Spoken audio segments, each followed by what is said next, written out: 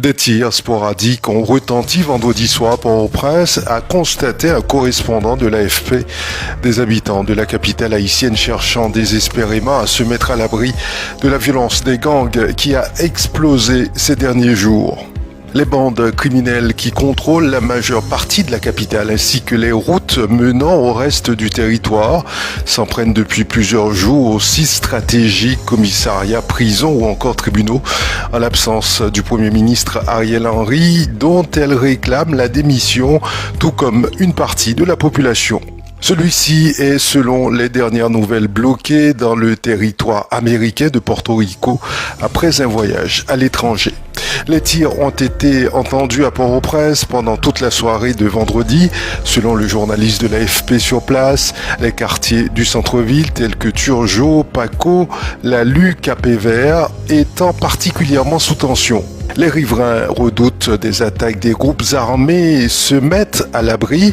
Des habitants contactés par l'AFP affirment avoir assisté à des affrontements entre des policiers et des bandits. Ces derniers veulent visiblement prendre le contrôle des bâtiments de la police situés au Champ de Mars, dans le centre de la capitale. Le gouvernement haïtien a décrété l'état d'urgence dans le département de l'Ouest, qui comprend Port-au-Prince ainsi qu'un couvre-feu nocturne difficilement réalisable avec des forces de l'ordre déjà dépassées. Les administrations et les écoles sont par ailleurs fermées. La communauté des Caraïbes, CARICOM, a convié des représentants des États-Unis, de la France, du Canada et de l'ONU à une réunion lundi en Jamaïque pour discuter de cette flambée de violence. En raison de l'insécurité, l'aéroport de la capitale ne fonctionne plus, de même que son port dont l'opérateur a suspendu les activités jeudi. Le port était le théâtre vendredi de scènes de pillage, a déclaré à l'AFP le directeur général de l'autorité portuaire nationale, APN, M. Jocelyn Villiers. Les forces de l'ordre sont parvenues à sécuriser une partie de l'enceinte, mais les pillages de conteneurs se poursuivent, a-t-il ajouté.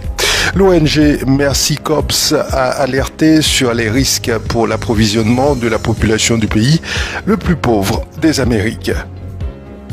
Réagissant aux accusations de Gabriel Serville selon lesquelles l'opposition serait responsable de la perte de quorum lors de l'assemblée plénière du 29 février 2024, le groupe Unis et Engagés pour notre territoire a souligné que la majorité, avec ses 35 membres, est capable d'atteindre le quorum de 28 élus sans l'opposition, même en cas de plusieurs absences au sein de ses propres rangs. Le groupe a également rappelé que la perte de quorum le 29 février dernier est survenue après le départ simultané de 4 élus, dont 2 faisaient partie de la majorité, ce qui a été confirmé par une vidéo circulant sur les réseaux sociaux. C'est parti pour cette édition du Salon du tourisme et des loisirs de Guyane. Le ruban a été coupé par les représentants ce vendredi un peu après 10 heures. La foule était déjà bien présente hier matin.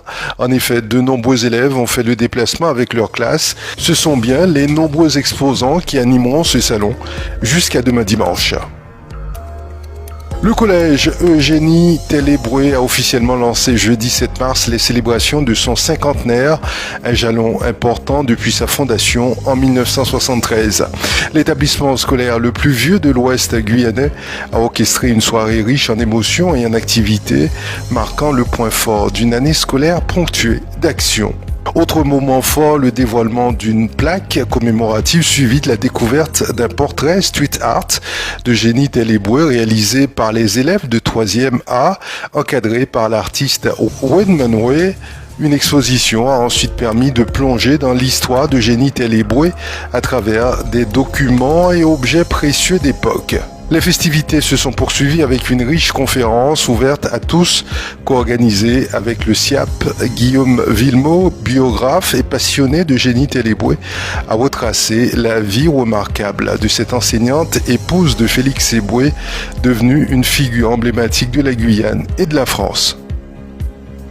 Au Brésil, Rio a décrété l'état d'urgence de santé publique contre l'épidémie de dengue qui sévit actuellement dans le pays, avec renforcement des dépistages, ouverture de centres de santé, formation de personnel médical, mais les taux d'infection restent alarmants. Lancé par le World Mosquito Programme, la stratégie Wolbachia a été testée dans plus d'une douzaine de pays dont le Brésil, l'Australie et la France, en Nouvelle-Calédonie notamment.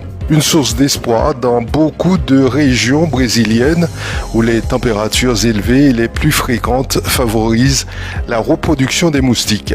Il y a plus globalement urgence, le nombre de cas de dengue dans le monde aurait décuplé en une génération. C'est la fin de ce bulletin d'information. Je vous remercie de l'avoir suivi. J'aurai le plaisir de vous retrouver demain sur Radio Mayuri.